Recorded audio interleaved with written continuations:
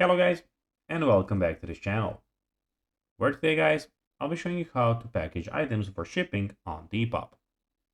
So guys, the first thing that you of course need to do is go to Google and type in depop.com.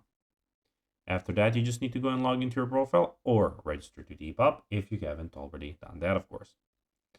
But now guys, let's see what we actually have in front of us here. So in the top side of the screen, we have of course the search bar where you can go and search for anything of course. Then in the top right corner, we have the sell now, your messages. We have, of course, your likes, your, of course, profile where you can check your selling hub, purchases, settings, and log out. But now, guys, let's see how you can actually go and package items for shipping on Depop.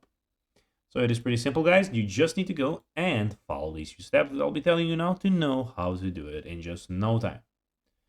So choose the right packaging materials. So use poly mailers for clothing items and boxes for bulkier items like shoes. Consider, of course, eco-friendly options like recyclable or reusable materials.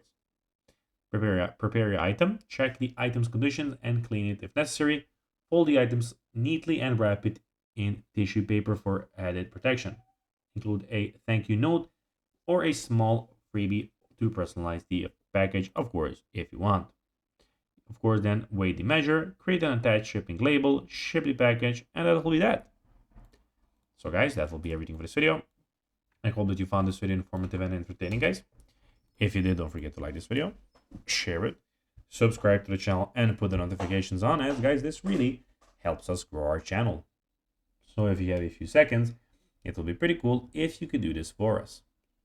So guys, that will be everything for this video. I hope that you enjoyed it. And guys, as always, I'll be seeing you in the next video on this YouTube channel. Until then, bye guys.